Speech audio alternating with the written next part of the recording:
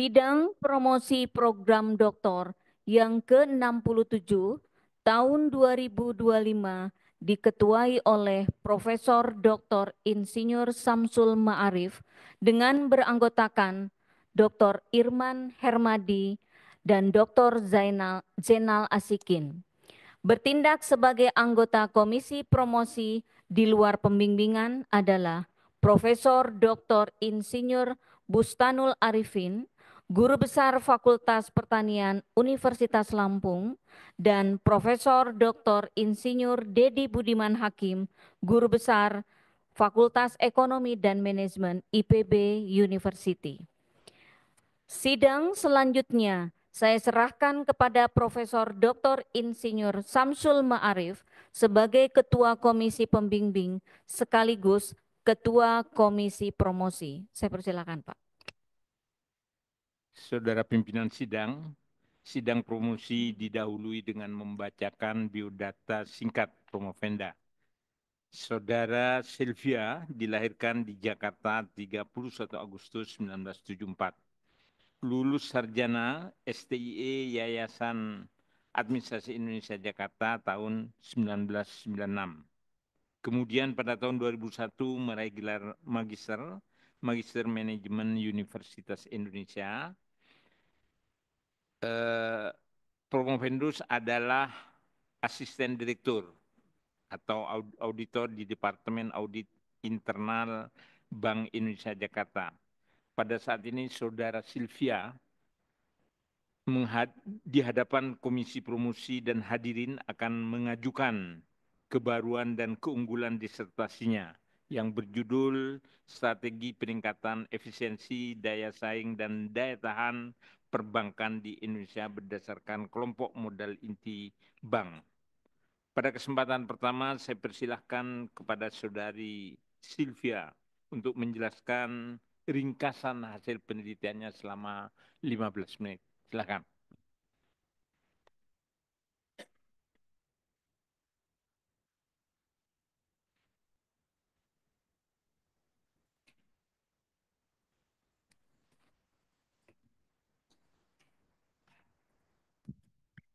Bismillahirrahmanirrahim. Rabbi shrah li sadri wa yassir li amri wahlul 'uqdatam min lisani yafqahu qawli.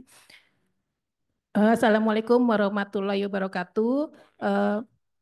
Yang terhormat Prof. Dr. Insinyur M. Syamsul Ma'arif M.Eng selaku Ketua Komisi Pembimbing, Bapak Irman Hermadi Eskom MS PhD sebagai anggota Komisi Pembimbing, Bapak Dr. Zainal Asikin SMSI sebagai anggota Komisi Pembimbing, Bapak Prof. Dr. Insinyur Bustanul Arifin MSc selaku penguji luar komisi, Prof. Dr. Insinyur Dedi Budiman Hakim MAEC selaku penguji luar komisi, Ibu Dr. Tanti Novianti SPMSI selaku pemimpin sidang, Ibu Dr. Nimi Zulbayunarni SPI MSI selaku atas nama Ketua Program Studi Pasca Sarjana MB.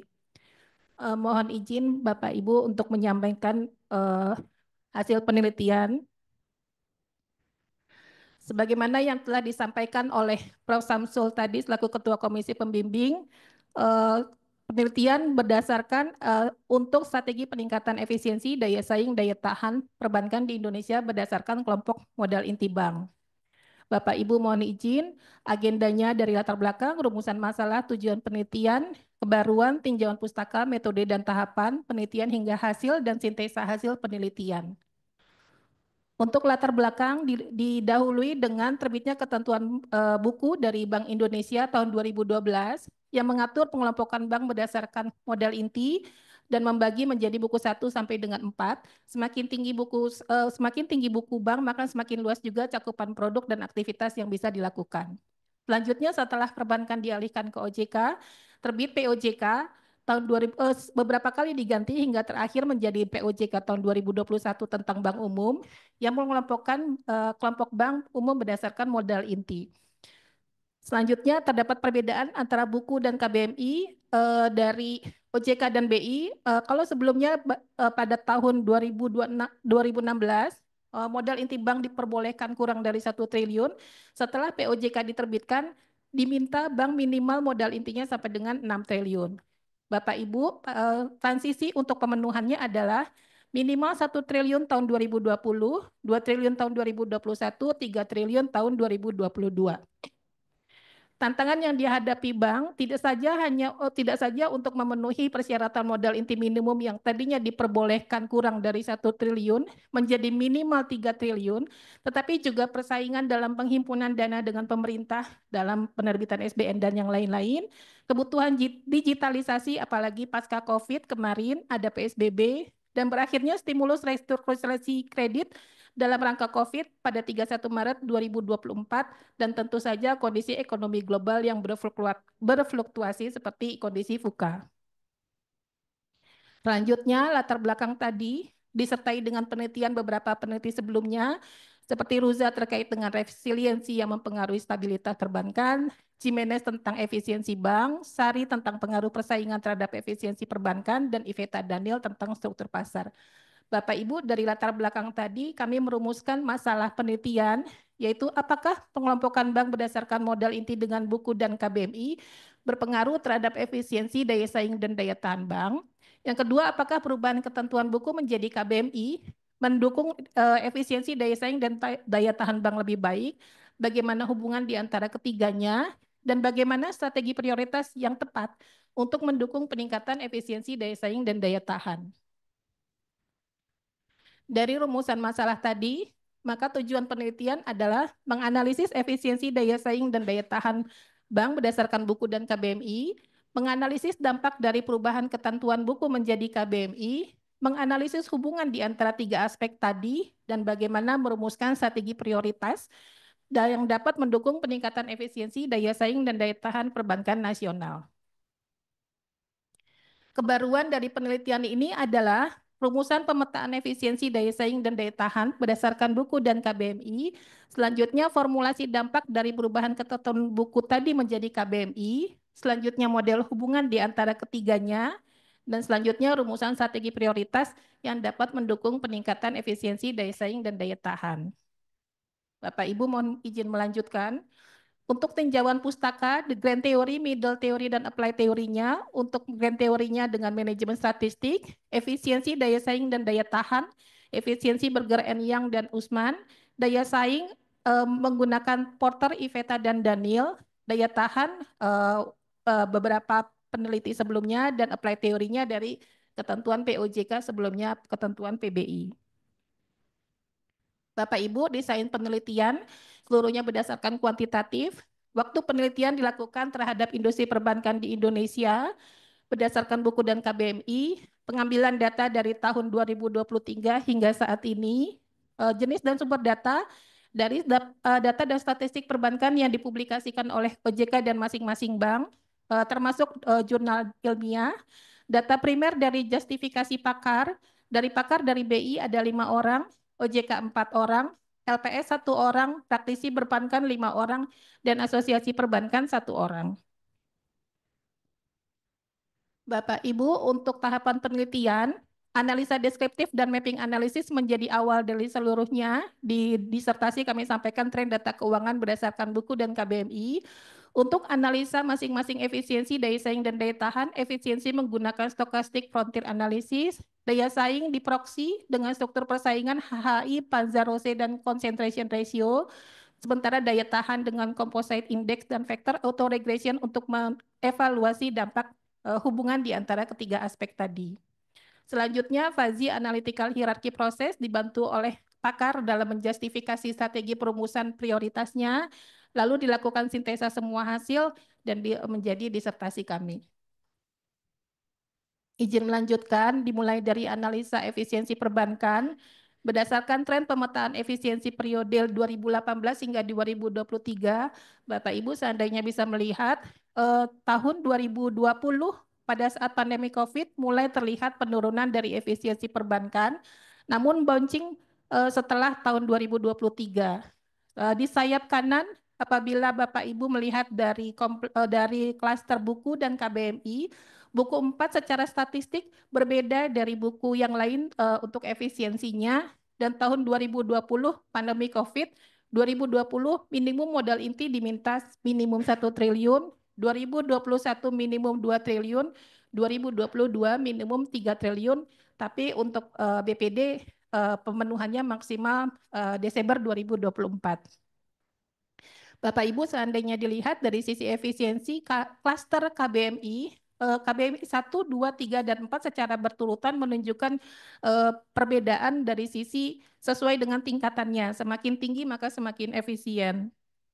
Selanjutnya untuk analisis daya saing perbankan yang diproksi dengan HHI, concentration ratio, dan Panzerose. Dalam klaster HHI aset, DPK, dan kredit, aset dan kredit menunjukkan tren yang meningkat, namun pada masa periode COVID dan pemenuhan persyaratan modal inti, terlihat penurunan dana pihak ketiga yang hijau, tapi kembali bouncing pada tahun 2022 menuju 2023. Berdasarkan hasil analisa dari HHI, dapat diketahui bahwa HHI menghasilkan nilai 1.500 sehingga pasar tidak terkonsentrasi. Selanjutnya untuk daya saing dilakukan juga proksi melalui struktur konsentrasi rasio untuk melihat bagaimana konsentrasi dari pelaku utama terbesar terhadap daya saing di struktur pasar tersebut. Dari aset DPK dan CR4 kurang lebih konvergen sama dengan yang HI tadi. Untuk kredit maupun aset menunjukkan tren meningkat, namun untuk DPK menunjukkan tren menurun pada periode COVID. Dari hasil pemetaan CR4, diketahui bahwa rentang nilai yang diperoleh adalah 40 sampai 60 yang menunjukkan bahwa kategorinya persaingan monopolistik. Bapak Ibu, lanjut proksi untuk daya saing melalui Panzerose. Dari hasil analisa metode statistik, H statistik Panzerose menunjukkan hasil bahwa H kurang dari 1 sama dengan CR4 tadi menunjukkan struktur pasar monopolistic competition. Di sini dapat dilihat bahwa untuk salah satu karakteristik dari monopolistic competition adalah strategi diferensiasi. Dalam kondisi tersebut, maka bank memiliki kemampuan untuk menentukan harga berdasarkan produk yang terdiferensiasi dan perubahan harga dapat membuat customer pindah ke bank yang lain. Selanjutnya, Bapak Ibu, untuk daya tahan, secara tren menunjukkan pada sebelum tahun 2020, buku 1, 2, 3 tercenderung stagnan. Untuk buku 4 ini cenderung menurun karena pada periode buku ada 6 bank yang masuk dalam buku 4, tapi pada saat pemenuhan persyaratan modal inti lebih dari 70 triliun ada 2 yang migrasi ke KBMI 3, sehingga buku KBMI 4 ada tinggal 4 bank. Dari sisi KBMI terlihat bahwa KBMI 4 memiliki tren resiliensi yang meningkat dan jauh secara signifikan dibanding yang lain. Selanjutnya Bapak Ibu, model hubungan ketiganya mulai dari modal inti terhadap efisiensi terlihat bahwa dari sisi buku 1 dan buku 2 masuk dalam klaster KBMI 1, bahwa buku 1 memiliki hubungan linear yang positif, buku 2 linear negatif, tapi pada saat buku 1, buku 2 masuk ke klaster KBMI 1 menunjukkan tidak ada hubungan yang linear.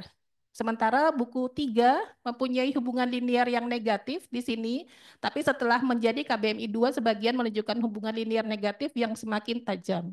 Buku 3 linear negatif dan buku 4 menunjukkan tidak ada pola hubungan yang linear, tapi untuk KBMI 4 menunjukkan pola hubungan linear yang positif.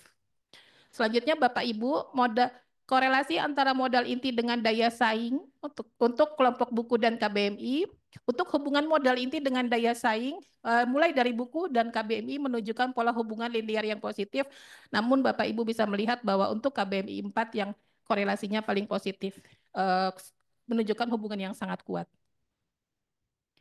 Selanjutnya Bapak Ibu, untuk hubungan antara modal inti dengan daya tahan, secara buku maupun KBMI menunjukkan korelasi atau hubungan yang positif, tetapi hubungan yang sangat kuat ditunjukkan oleh KBMI 3 maupun KBMI 4.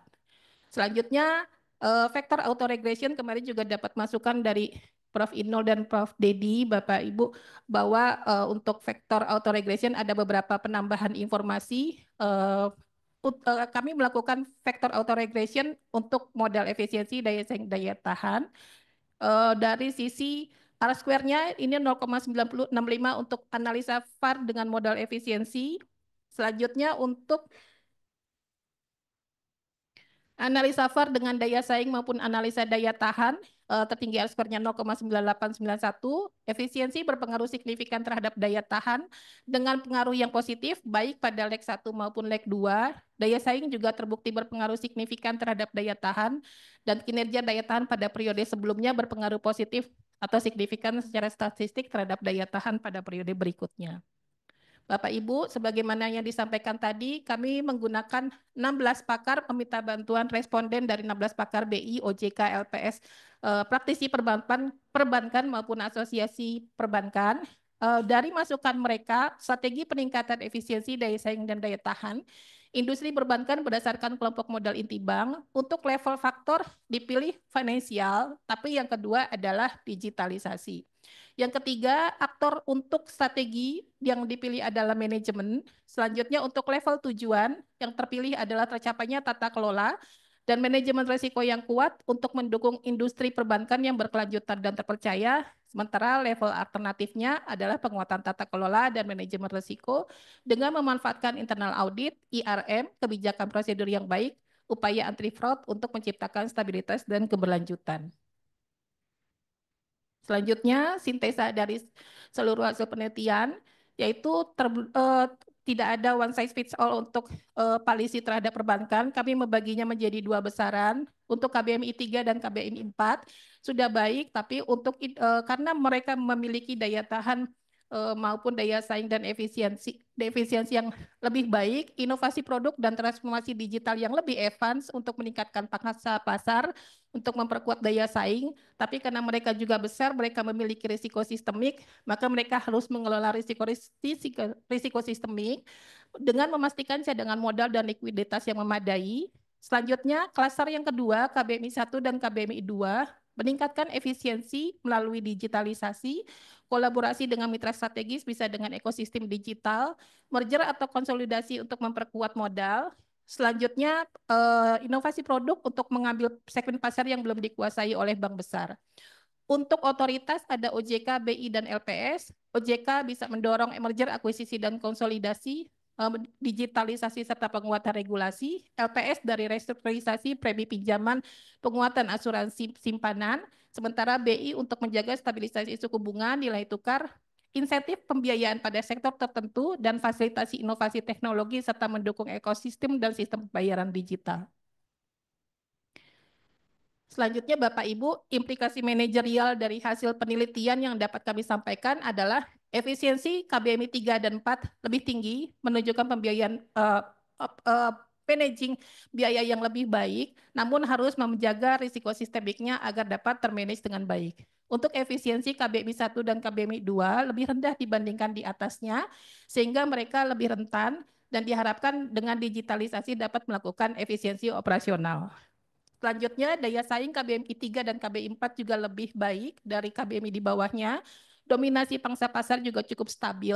Selanjutnya untuk daya saing KBMI 1 dan KBMI 2, meskipun pasar tadi hasilnya tidak terkonsentrasi dan monopolistic competition, mereka tetap dapat bersaing, namun tetap menghadapi tantangan apabila tidak melakukan strategi perbaikan untuk meningkatkan pangsa pasar maupun daya saing mereka. Bapak Ibu untuk daya tahan, korelasinya juga positif, tapi KBMI 3 dan KBMI 4 yang paling kuat. Selanjutnya daya tahan KBMI 1 dan KBMI 2, meskipun masih positif, tapi lebih rentan terhadap guncangan atau shock dari ekonomi, sehingga perlu perbaikan. Tidak ada kebijakan yang sifatnya one size fits all, perlu ada regulatory fairness yang menunjukkan bahwa masing-masing bank dengan kelompoknya memiliki skala usaha, kompleksitas, maupun modal yang berbeda sehingga tidak ada policy yang one size fits all. Untuk kesimpulan, efisiensi pada kategori buku tadinya awalnya lebih baik, tapi setelah COVID kembali menunjukkan perbaikan. Selanjutnya untuk persaingan, monopolistic competition dan pasar tidak terkonsentrasi, hubungan antara modal inti dengan daya saing secara serempak menunjukkan hubungan linear yang positif, namun daya saing buku 3, sebagian buku 3 ke buku 4, serta sebagian buku 4 ke KBMI 4 menunjukkan hubungan linear yang sangat signifikan. Termasuk dari daya tahan, sama semua menunjukkan hubungan linear yang positif, tapi KBMI 3 dan KBMI 4 yang menunjukkan daya tahan yang sangat kuat.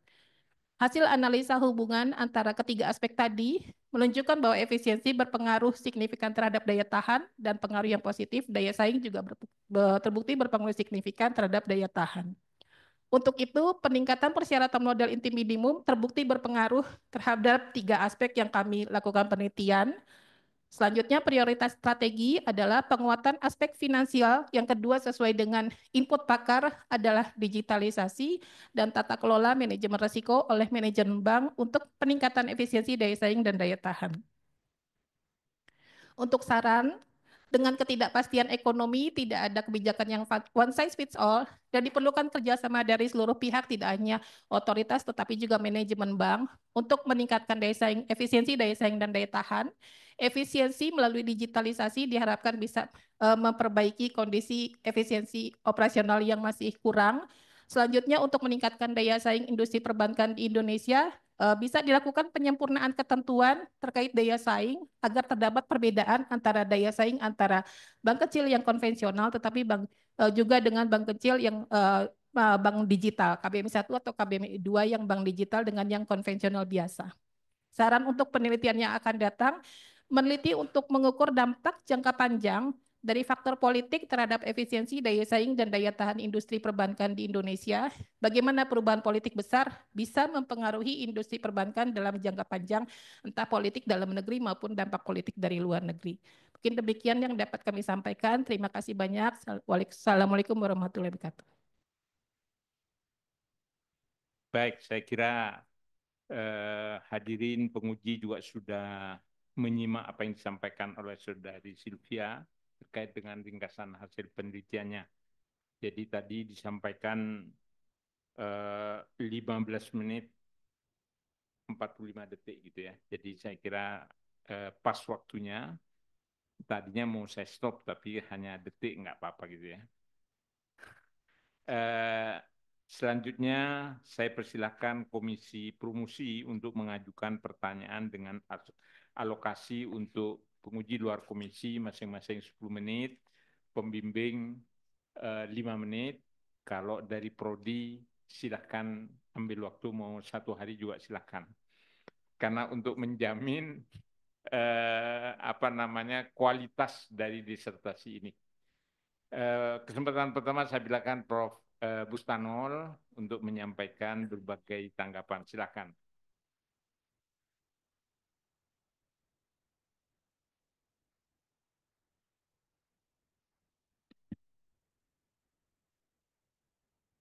Tes. Baik, terima kasih Bapak Pimpinan Sidang. Assalamualaikum warahmatullahi wabarakatuh. Selamat Ibu Sylvia dan para hadirin sekalian sudah sampai pada tahap promosi ini. Kalau bagaimanapun masih ada yang harus diperjelas, dimulai dari yang paling sederhana dulu, dari analisis deskriptif. Bu Sylvia mohon tunjukkan pada kami, jelaskan pada kami dan para hadirin, kalau ada pengelompokan yang tidak signifikan, terutama KBMI ya. Dengan kata lain, kira-kira apa maknanya dari tabel 41 yang paling awal dari hasil pembahasan itu? Apakah KBMI adalah cara atau klasifikasi pengelompokan yang baik dibandingkan dengan buku dalam konteks untuk meningkatkan efisiensi, daya saing, dan resiliensi atau daya tahan perbankan? Pertanyaan ini mohon disambung dengan observasi lain di halaman berikutnya di 57, karena justru kelompok KBMI 3 dan 4 belakangan setelah COVID mereka banyak mengandalkan fee-based income, ya, bukan dari intermediasi perbankan. Nah, kira-kira apakah dua statement itu, dua kenyataan itu ada hubungannya? Dan kira-kira apa yang dapat Ibu jelaskan pada kami dan para hadirin? Silakan, Bu. Terima kasih Prof. Inul pertanyaannya. Maaf Prof, untuk yang pertanyaan nomor 1 di slide berapa atau di disertasi? Tabel 41 kalau di sini. Di disertasi ya Prof? Iya, tabel 41 karena itu adalah awal dari kita boleh mengevaluasi ya mengenai pembagian KBMI yang awalnya dari buku. Dan kita kan tujuannya berharap, OJK juga berharap dengan KBM ini klasifikasinya lebih jelas untuk mengelompokkan ke arah efisiensi, daya saing, dan daya tahan perbankan. Itu yang mungkin perlu dijelaskan pada hadirin. Terima kasih, Bu. Sepertinya saya harus menampilkan di sini ya, Prof. Indo sebentar ya, supaya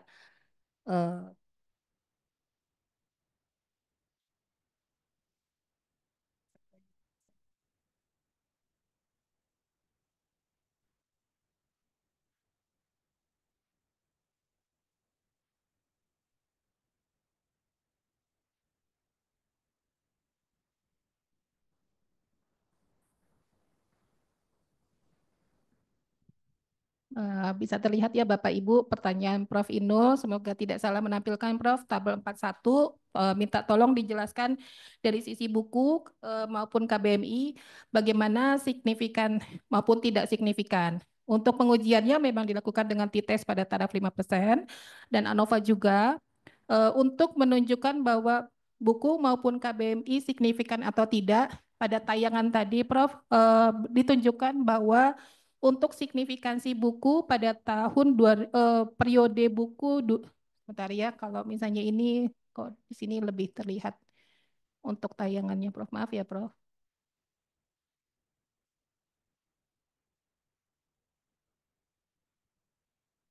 Bahasa gambarnya lebih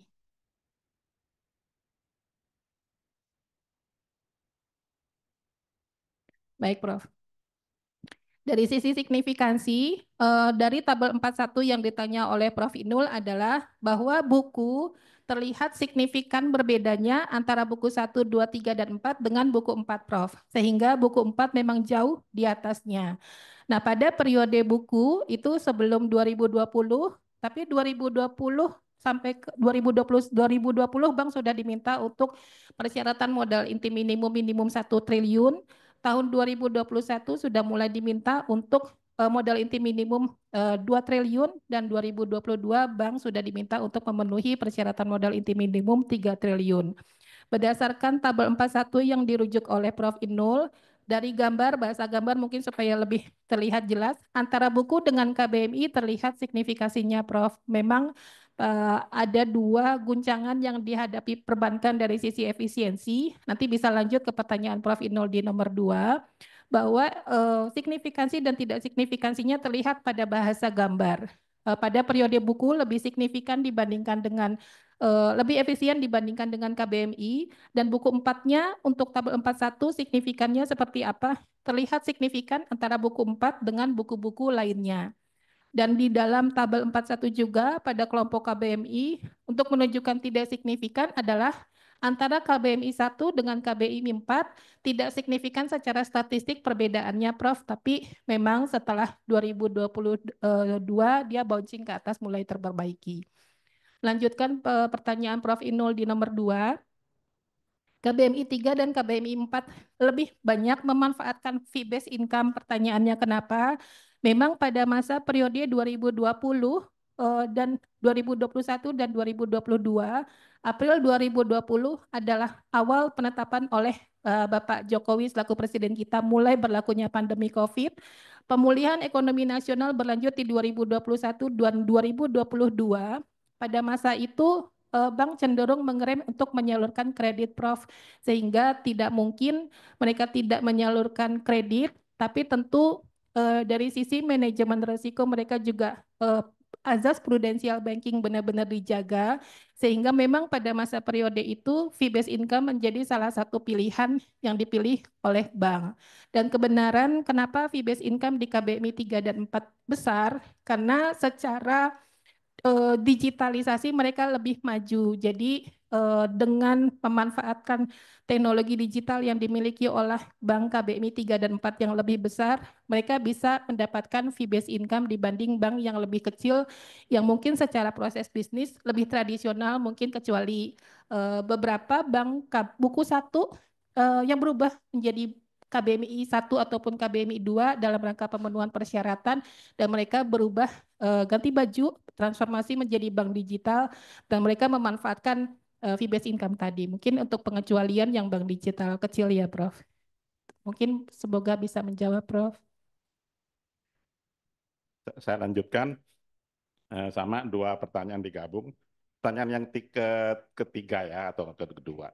Ketiga, saya hubungkan dengan link atau hubungan antara tiga kriteria yang diuji dengan, walaupun tadi ada saya kehilangan apakah diuji secara bersama-sama gitu, ternyata tidak ya.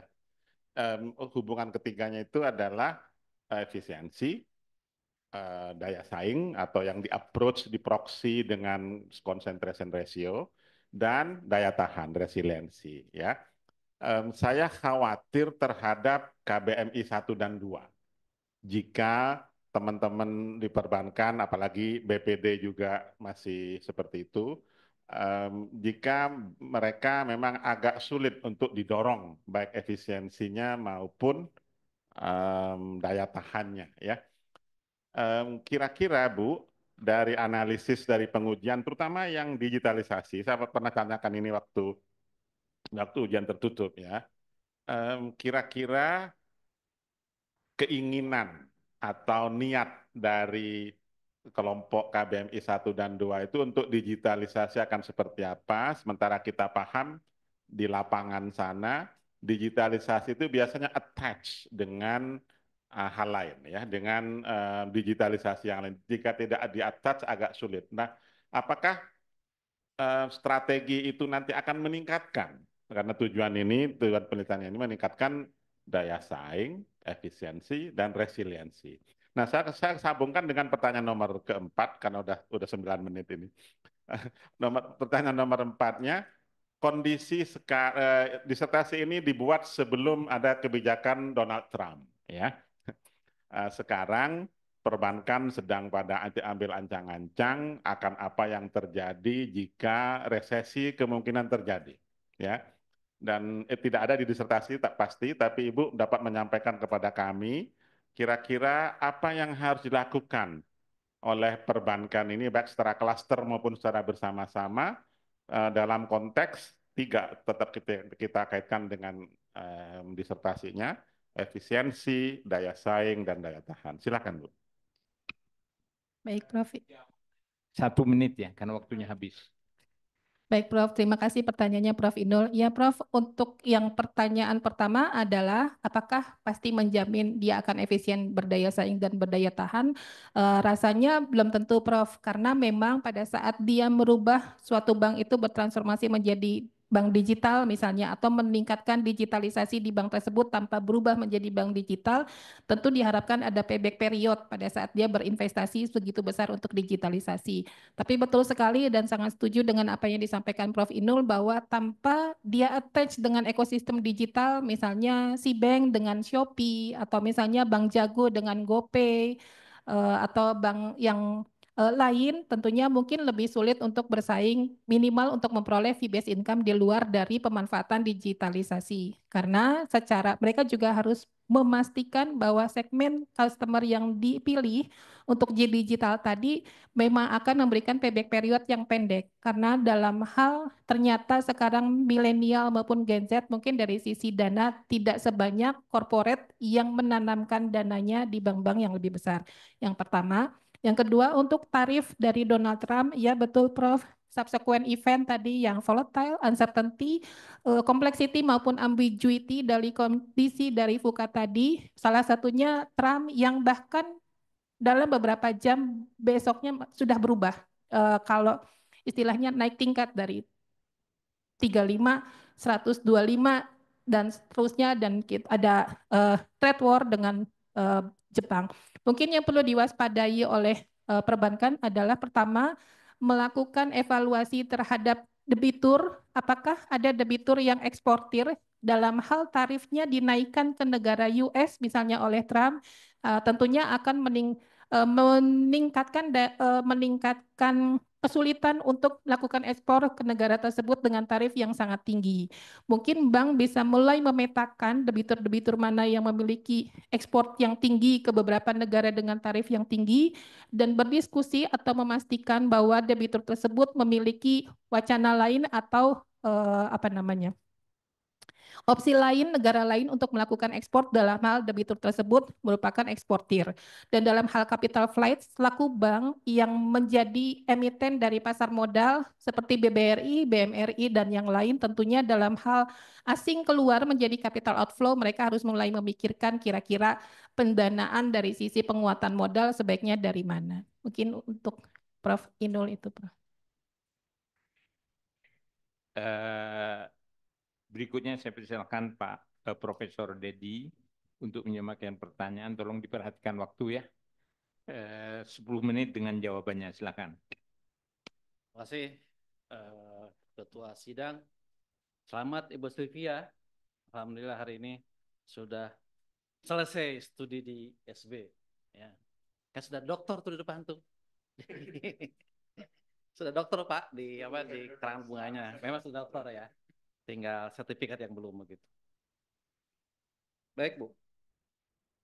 Saya yakin di ruang sini akunnya pasti di bank 4, buku 4. Saya yakin. Saya yakin. Ya Pak ya? Itu Bu. Jadi Gen Z itu lama-lama pasti pindah ke buku 4, 34. Karena digital bank itu hanya gimmick saja gitu. Ya, dikasih permen, lama-lama uangnya banyak, pasti pindah ke buku 4. Begitu. Ya, apa artinya?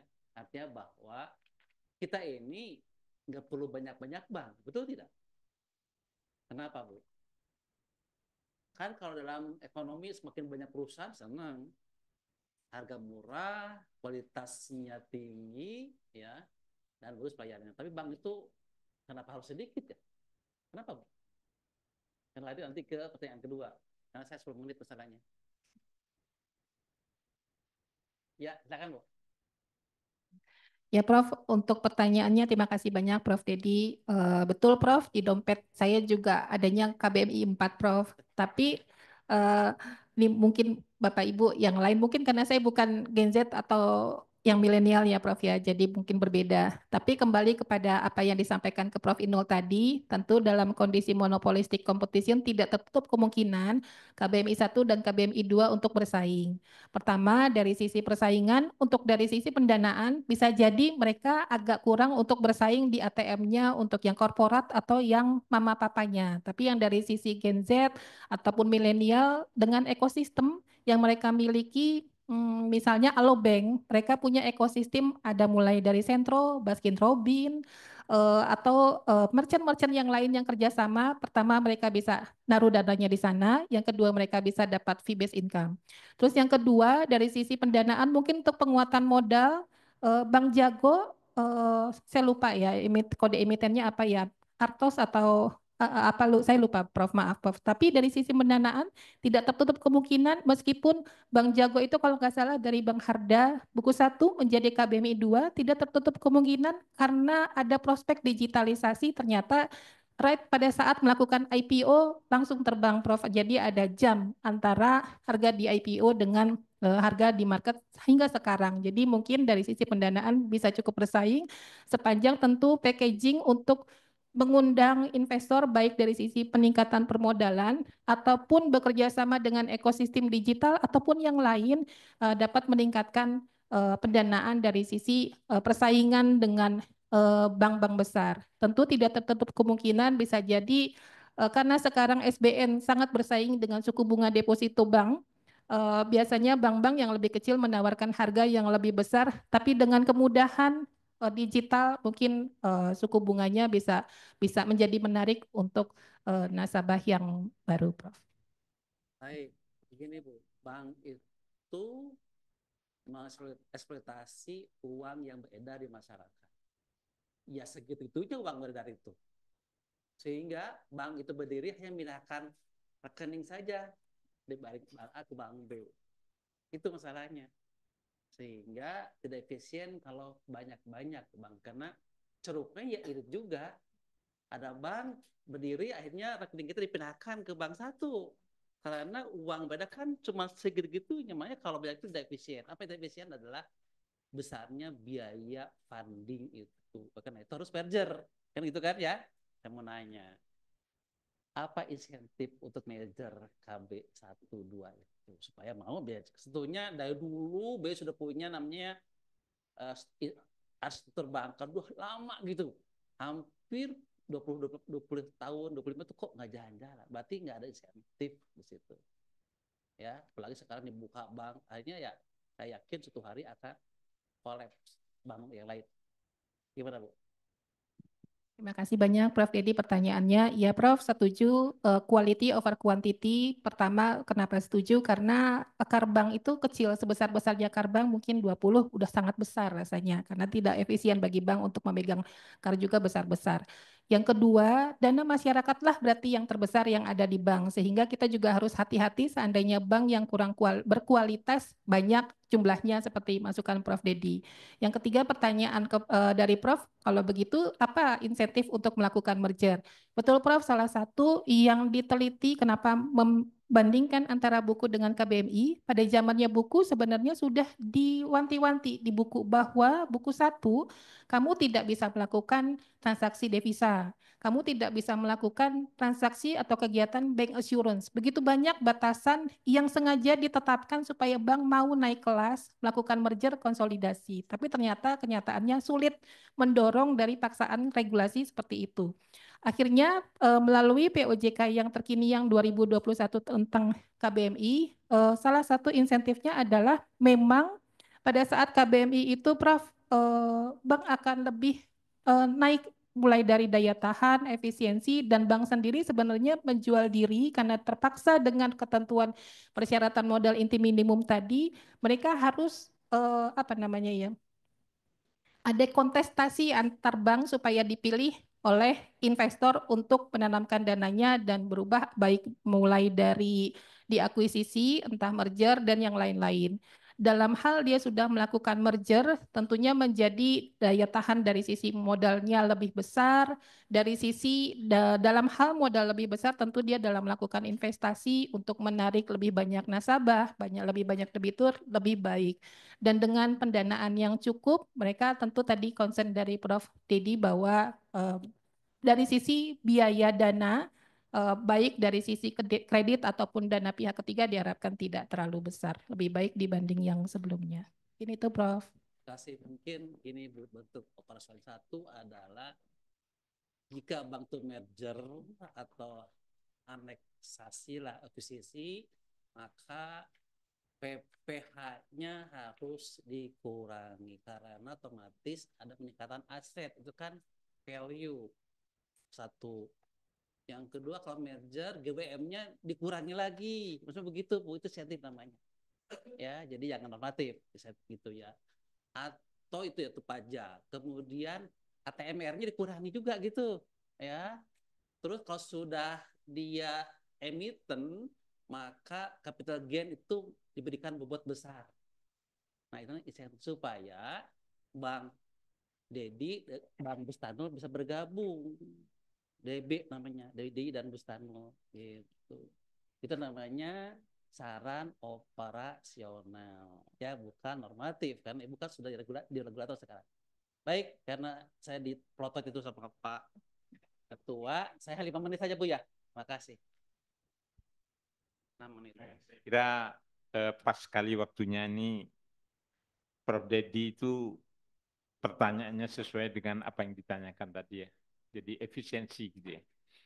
Jangan banyak-banyak gitu ya. Saya kira terima kasih sehingga memberikan gambaran ya apa yang dilakukan oleh Promovenda itu sesuatu yang perlu kita ketahui semua. Saya kira itu manfaat yang kita.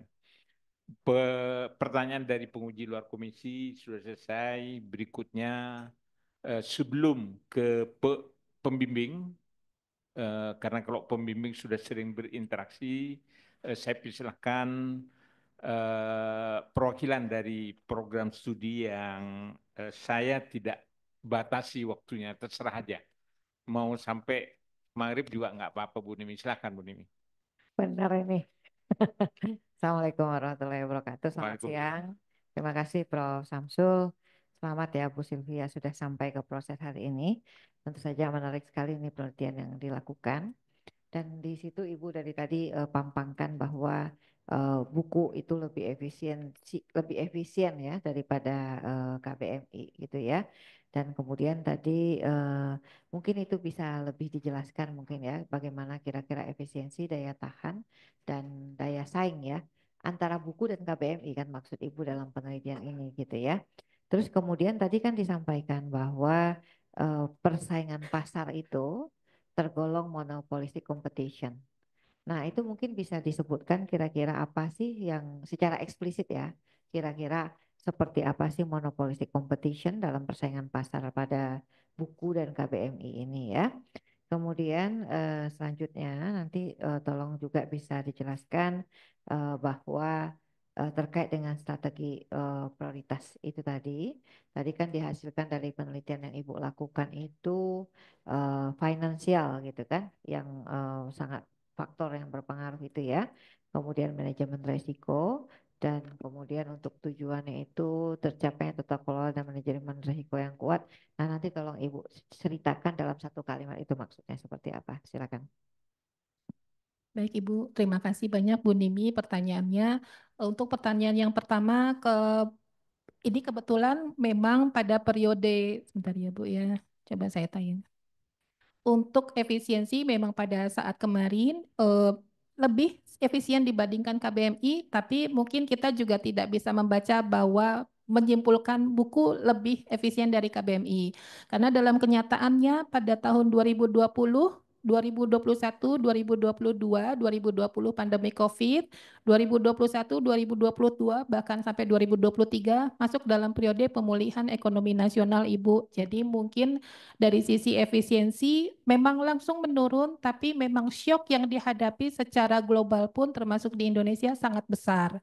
Terlebih di luar dari pandemi COVID tadi, bank diminta untuk menyampaikan pemenuhan persyaratan modal inti yang cukup besar dan signifikan nambahnya, yang sebelumnya boleh bank memiliki modal inti kurang dari 1 triliun setelah sebentar ya, ada di slide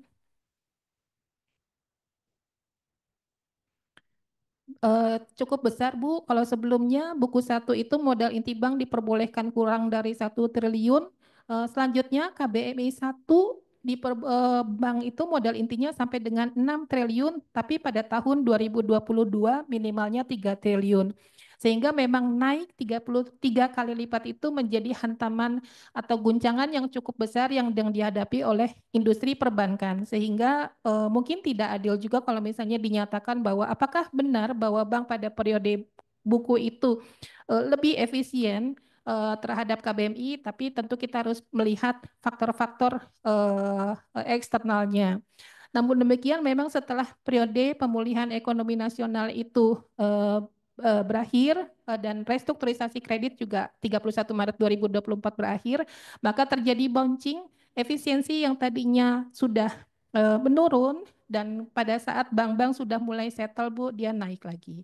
Dan selanjutnya untuk daya saing dan daya tahan, pertanyaan Ibu tadi secara kesimpulan bahwa dari sisi daya saing maupun daya tahan sifatnya korelasinya positif, tapi ternyata bahwa terlihat untuk KBMI 1, KBMI 3 maupun KBMI 4 ternyata dari sisi daya saing menunjukkan perbedaan yang cukup signifikan dengan KBMI 1 dan KBMI 2. Bisa nggak disimpulkan misalnya mana yang memiliki efisiensi, kemudian daya saing dan daya tahan yang lebih kuat ya di antara buku dan KBMI itu?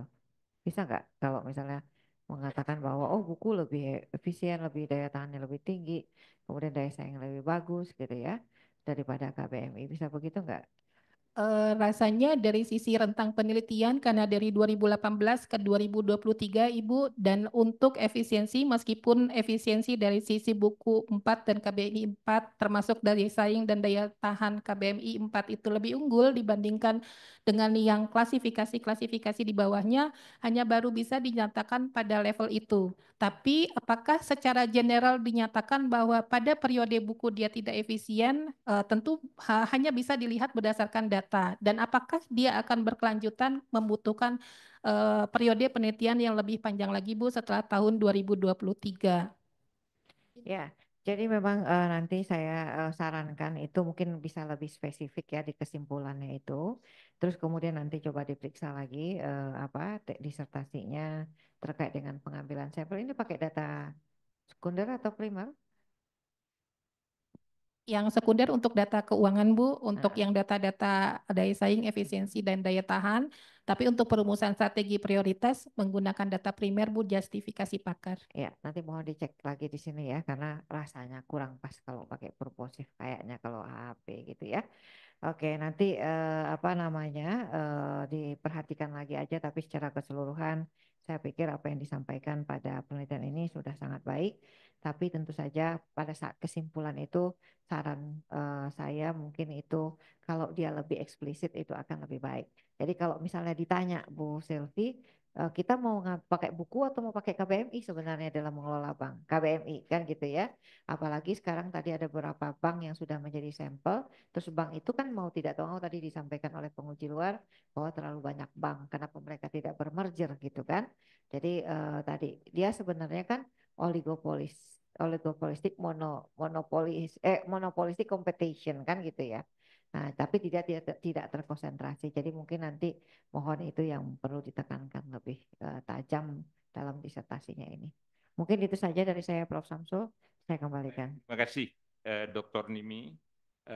Ada beberapa hal yang perlu diperkaya ya untuk lebih sempurna. Jadi saya ingat tadi Pak Profesor Dedi bilang ini udah doktor, tapi doktor itu betul-betul bisa dipakai kalau semuanya sudah, kalau ada perbaikan halaman salah aja belum bisa nih, pakai dokter itu.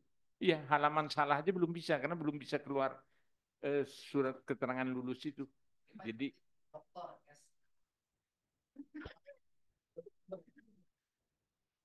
Jadi itu, tapi memang jadi artinya udah dokter secara ini ya, secara teknis, tapi administratif itu belum gitu ya. Jadi itu saya kira.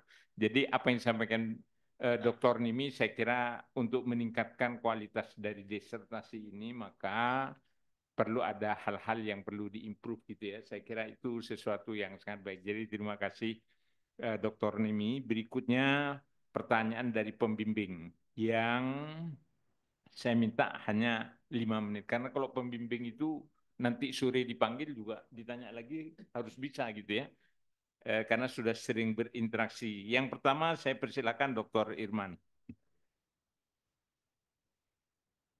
Assalamualaikum warahmatullahi wabarakatuh. Yang saya hormati Ketua Pimpinan Sidang. Baik, saya hormat Bu Sylvia, Bapak Ibu rekan-rekan yang saya hormati juga. Saya satu pertanyaan aja Bu.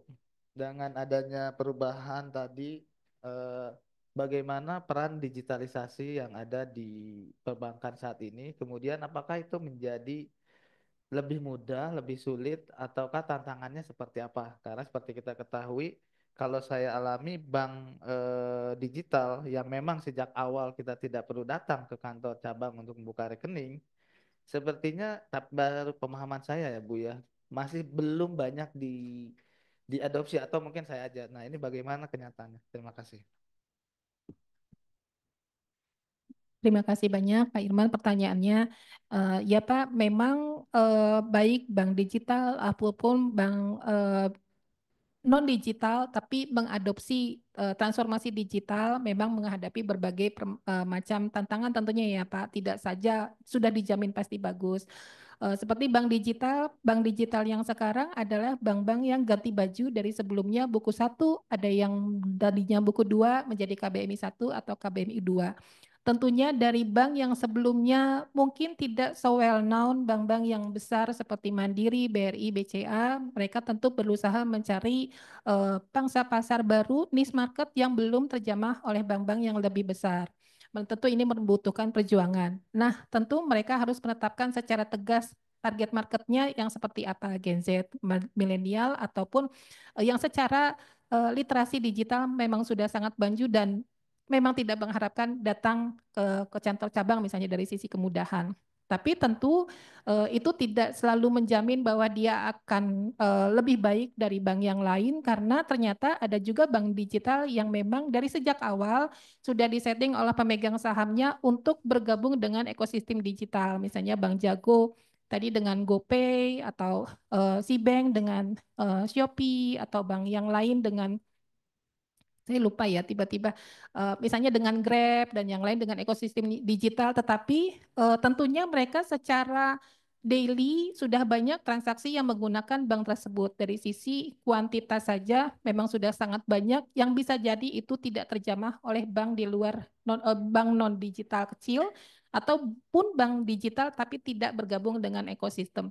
Itu dari sisi pemanfaatan niche market harus tegas. Yang kedua, tentu pada saat bank digital mengharapkan payback period, pertama mereka dari sisi human capital harus ada pengembangan literasi digital, tidak hanya dari sisi digital infrastrukturnya, tetapi dari sisi human capital pemahaman terhadap digital sudah sangat penting. Yang ketiga, selanjutnya dari sisi pengembangan human capital, tentunya dari sisi digitalisasi kita harus memastikan pada saat memang dari sisi kantor fisik cabang banknya itu kurang, tentunya sangat diharapkan ketergantungan terhadap digitalisasi tadi. Tapi tentu yang harus menjadi perhatian adalah business continuity management dari digitalisasi tadi harus dipastikan bahwa operasionalisasinya tidak berhenti atau dari sisi sistem tidak mitigasi terhadap ancaman siber harus dipastikan aman.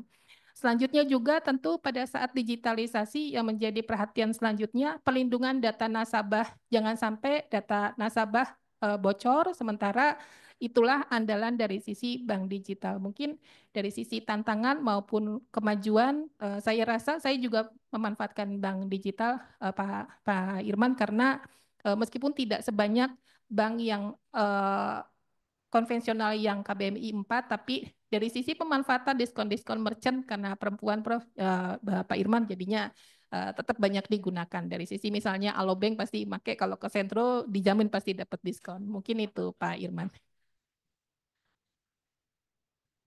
Bu Sylvia, terima kasih Prof. Samsul. Baik, terima kasih. Jadi ini Dr. Irman ini taat asas gitu ya. Saya persilakan berikutnya Dr. Zainal Asikin.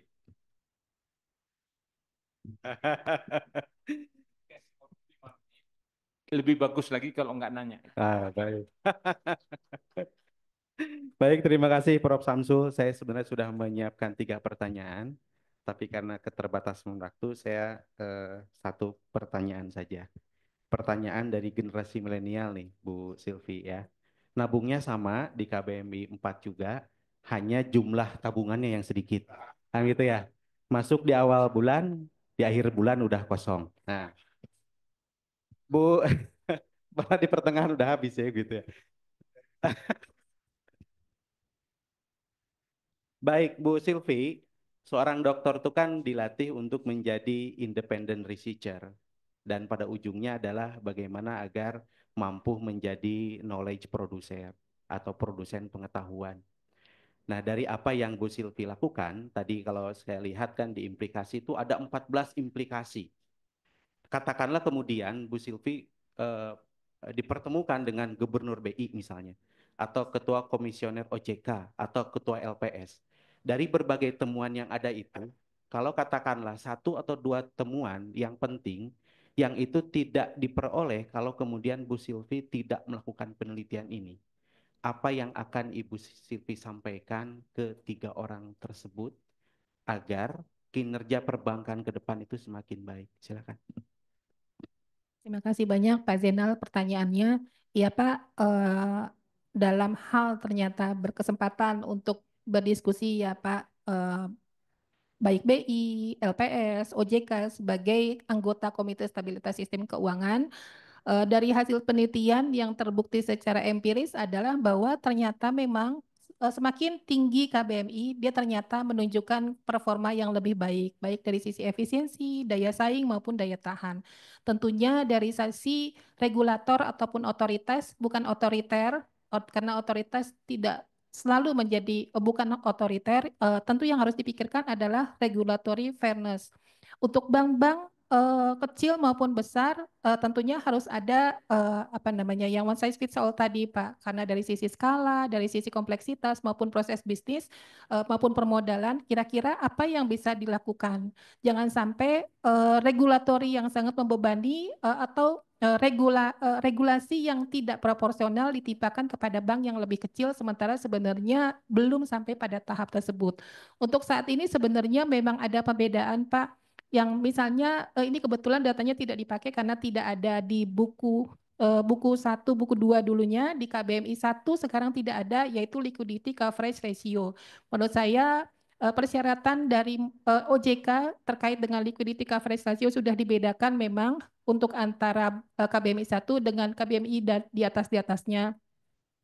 Lantas apa yang bisa disarankan? Pertama, yang sekarang ini yang pastinya sudah terlihat adalah tadi seperti yang ditanyakan oleh Pak Irman, antara bank digital dengan non-digital, tapi yang kecil-kecil kira-kira bagaimana gitu penilaiannya. Sementara dari sisi bank digital, mereka memang dari sisi suku bunga sudah berbeda dengan suku bunga dari KBRI 4 yang mandiri misalnya 2,5%, tapi ada bank digital yang ngasih bunganya supaya menarik perhatian, ada yang 4,25, bahkan ada yang 6%. Tapi apakah itu menunjukkan bahwa dia buruk dalam memberikan biaya dana? Ternyata tidak, karena banyak orang yang merasa terbantu untuk mendapatkan kredit dengan cara yang lebih mudah pada saat mereka mengajukan kepada bank digital. Nah, oleh karena itu tentunya diharapkan regulatori tadi yang fairness dan one size fits all itu rasanya sulit untuk diberlakukan untuk seluruh kelompok bank.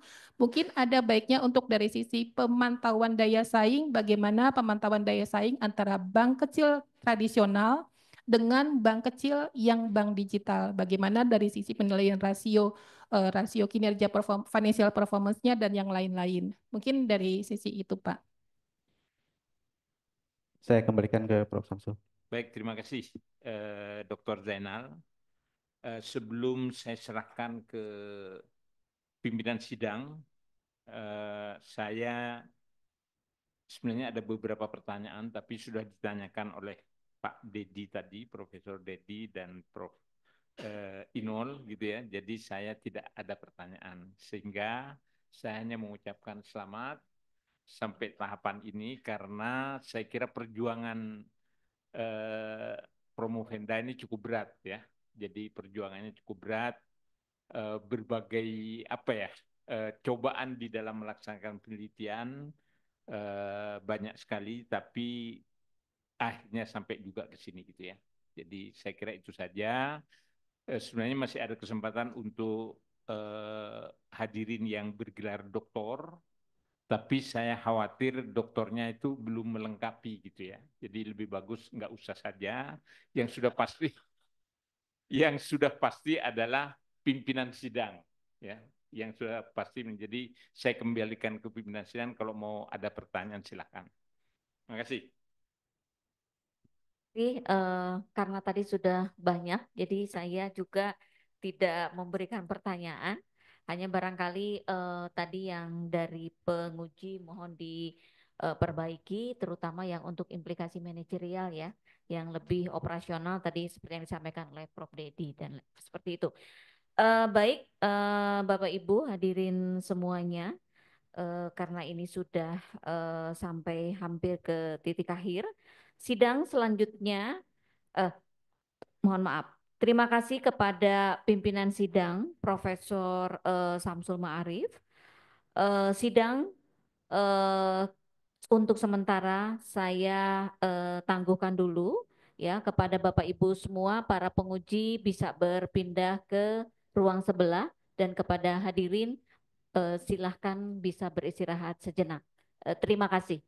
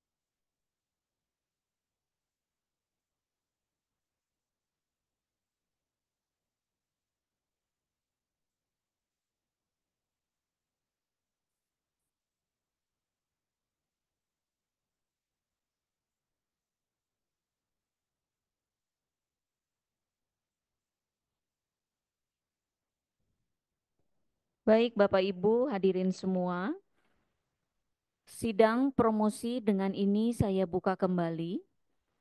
Setelah mendengar keterangan dan pertimbangan Komisi Promosi atas nama Institut Pertanian Bogor, dengan ini saya mengucapkan selamat kepada Ibu Sylvia atas selesainya program doktor dengan kebaruan dan keunggulan disertasi saudari, dan tentu saja gelar doktor yang akan saudara raih. Kita berikan aplaus untuk selanjutnya. Saya persilahkan kepada Ketua Komisi Pembimbing untuk memberikan sambutan dan menguraikan kebaruan dan keunggulan disertasi dalam waktu maksimum 10 menit. Saya persilahkan, Pak. Baik, terima kasih pimpinan sidang. Assalamualaikum warahmatullahi wabarakatuh. Salam sejahtera buat kita sekalian, buat hadirin yang mengikuti promosi Saudari Sylvia. Saya baru lihat tuh, namanya saya kira Sylvia siapa. Ternyata hanya satu kata. Jadi termasuk bukan milenial pasti. Kalau milenial itu biasanya minimal 2 dia. Saya walaupun kolonial 3 nama saya. Hadirin yang saya hormati, selaku Ketua Komisi Pembimbing, saya mengucapkan selamat kepada Saudara Sylvia yang telah menyelesaikan program S3 ini sebagaimana disampaikan oleh pimpinan sidang tadi. Ucapan terima kasih saya sampaikan kepada seluruh anggota Komisi Pembimbing, Dr. Irman dan Dr. Zenar, bau-membau untuk membimbing Saudari Sylvia. Terima kasih juga kami sampaikan terima kasih dan penghargaan kepada Profesor Bustanul dan Profesor Dedi yang ikut memperkaya disertasi ini sejak prelim lisan ya. Sejak prelim lisan saya kira beliau berdua selalu memberikan insight di dalam penyelesaian program doktor ini. Kemudian kami juga menyampaikan terima kasih pada perwakilan dari program studi yang telah memperkaya juga disertasi dan pimpinan sidang. Seperti terlihat selama sidang promosi ini, kebaruan dan keunggulan disertasi ini dapat dilihat minimal dari 4 hal. Yang pertama, terkait dengan rumusan pemetaan efisiensi, daya saing dan daya tahan bank buku 1 sampai dengan buku 4. Formulasi dampak dari perubahan ketentuan buku menjadi KBMI dalam mendukung efisiensi, daya saing dan daya tahan. Terbentuknya model hubungan di antara efisiensi, daya saing dan daya tahan bank dan rumusan strategi prioritas yang dapat meningkatkan efisiensi, daya saing, dan daya tahan. Kebaruan dan keunggulan ini juga diakui oleh forum internasional sehingga dapat diterbitkan di jurnal Q1. Ini bukan sesuatu yang mudah karena Q1 itu klasifikasi jurnal internasional yang paling tinggi. Jadi Q1 ini bisa saja 2 tahun enggak dijawab-jawab gitu ya. Jadi banyak mahasiswa belum selesai karena nunggu itu. 2 tahun enggak jawab, ini pengalaman saya membimbing. Kemudian ada juga yang dia sudah mau DO, tapi 2 minggu langsung dijawab dan langsung accepted gitu ya. Karena topiknya memang sangat menarik, itu pengalaman. Ya, jadi artinya ketidakpastian sangat tinggi dalam menyelesaikan S3, terutama kalau di kategori Q itu ya, apalagi Q1. Kemudian juga secara nasional ini juga diterbitkan di Sinta 2. Saya kira selamat kepada Saudari Sylvia yang telah menghasilkan sesuatu yang bisa dipublikasikan di jurnal bereputasi baik internasional maupun nasional. Saya kira itu yang bisa kami sampaikan. Sekali lagi selamat. Mudah-mudahan keberhasilan program doktor di Sekolah Bisnis IPB tidak hanya meningkatkan karir Saudari Sylvia, tetapi juga meningkatkan pemahaman masyarakat. Karena ini akan ditempatkan di perpustakaan, pemahaman masyarakat terhadap proses-proses perbankan yang ada. Saya kira itu, dan ini sangat bagus untuk suatu disertasi. Terima kasih, semoga semua yang hadir pada hari ini bisa memahami apa yang diteliti oleh Saudara Sylvia. Terima kasih. Wassalamualaikum warahmatullahi wabarakatuh. Waalaikumsalam warahmatullahi wabarakatuh. Baik, terima kasih Prof. Samsul. Mungkin sedikit menambahkan atas capaian prestasi yang bersangkutan selain tadi sudah publikasi di 2 jurnal yang bersangkutan, nilai akhir IPK-nya adalah 3,91 ya. Baik, untuk selanjutnya saya persilahkan sambutan singkat oleh lulusan dalam waktu maksimal 5 menit.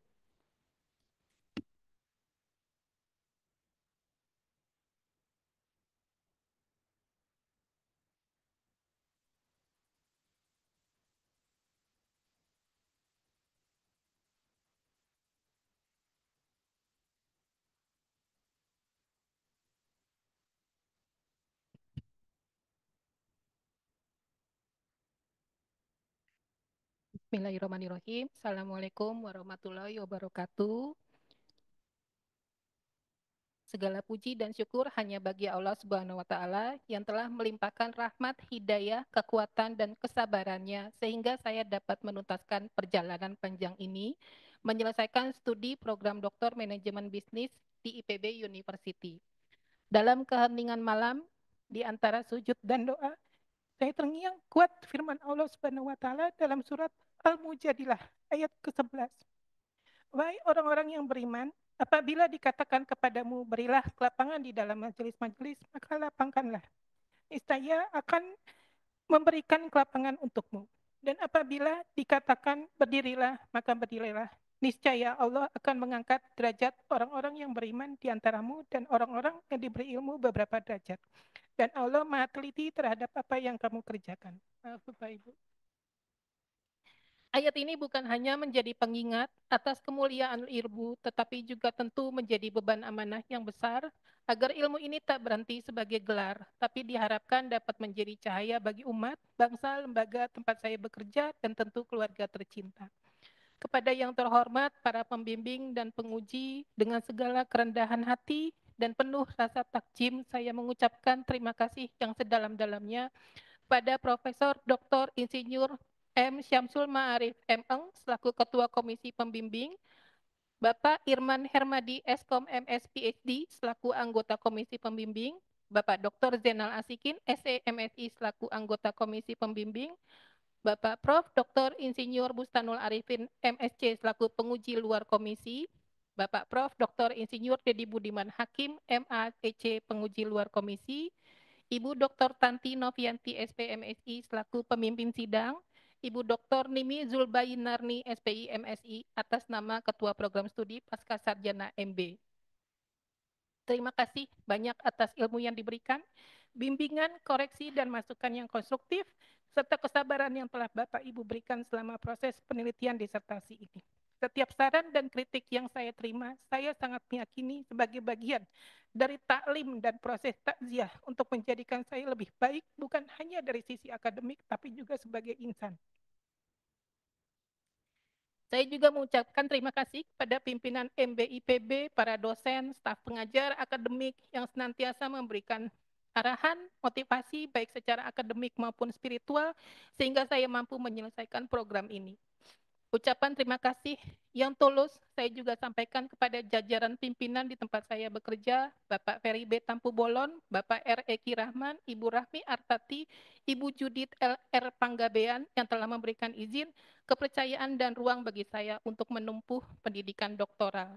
Ucapan terima kasih juga saya ucapkan kepada keluarga besar Departemen Audit Intern, terlebih khusus kepada kelompok integrasi audit, Mas Hari Sudin, Mbak Ardina Rahmita Dewi, Mbak Gina Nurkori Aina, dan Mbak Dea Nidis Ashifa yang telah memberikan selamat, dukungan, dan doa untuk saya dapat menyelesaikan program doktoral di IPB. Semoga apa yang saya pelajari dapat saya kembalikan dalam bentuk kontribusi yang nyata dan strategis bagi lembaga tempat saya bekerja sebagai bentuk amal jariah keilmuan. Terima kasih juga saya sampaikan kepada para pakar baik dari Bank Indonesia, OJK, LPS, industri perbankan, dan asosiasi perbankan yang telah berkenan meluangkan waktu di tengah kesibukannya untuk menjadi responden serta narasumber yang memberikan informasi dan masukan penting untuk disertasi ini. Semoga kolaborasi ini memberi manfaat jangka panjang bagi kebijakan dan pengembangan sektor perbankan nasional. Dan ini bagian yang paling berat saya ucapkan, dan rendahkanlah dirimu terhadap keduanya dengan penuh kasih sayang, dan ucapkanlah, wahai Rabbku, sayangilah keduanya sebagaimana mereka berdua telah mendidik saya pada waktu kecil.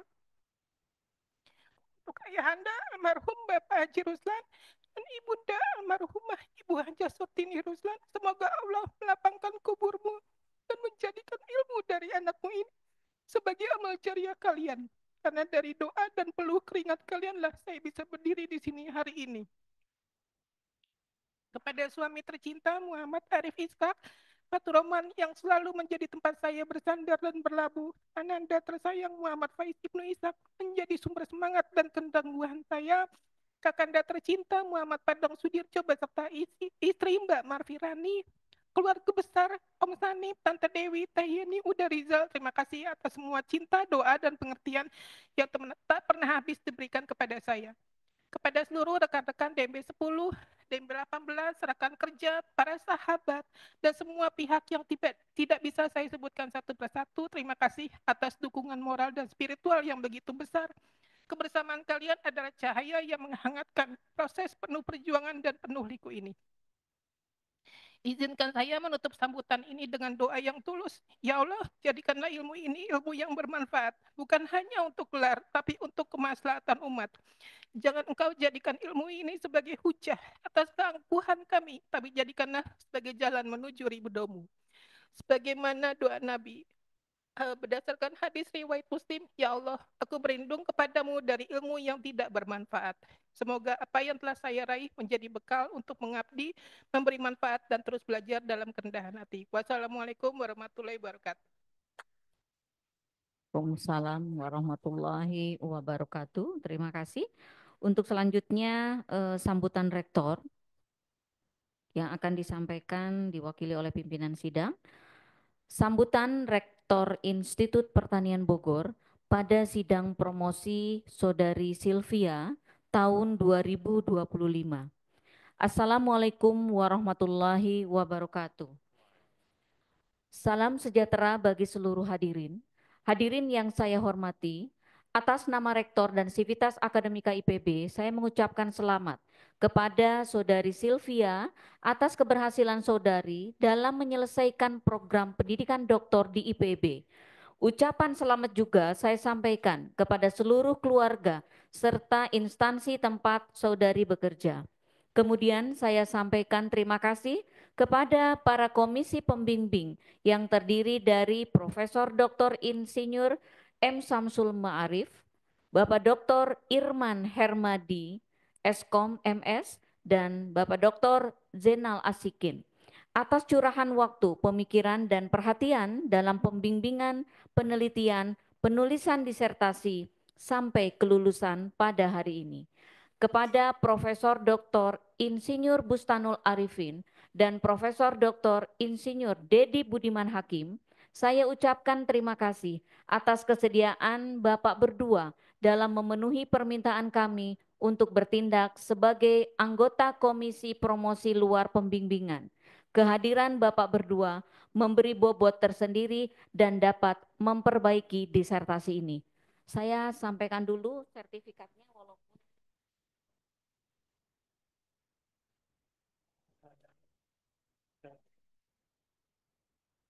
buat jaminan bank.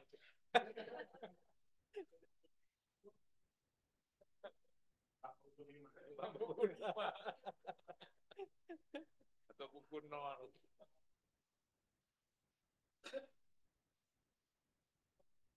Tidak lupa kepada Ketua Program Studi dalam hal ini diwakili oleh Ibu Dr. Nimi Zulbainarni.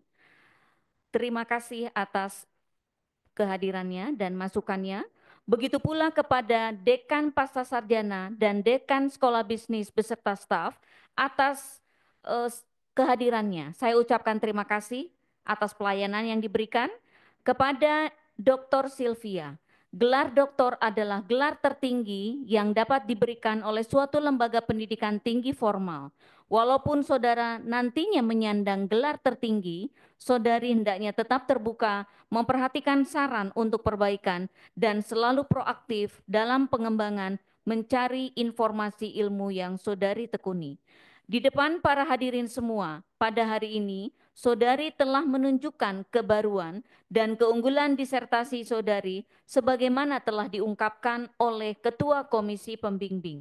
Hal ini menunjukkan kepada kita semua bahwa sesuatu yang direncanakan, dilaksanakan, dianalisis dan dibahas secara sistematis dengan metode ilmiah yang sahih dapat menjawab berbagai pertanyaan dan sanggahan baik pada ujian tertutup maupun pada sidang promosi ini.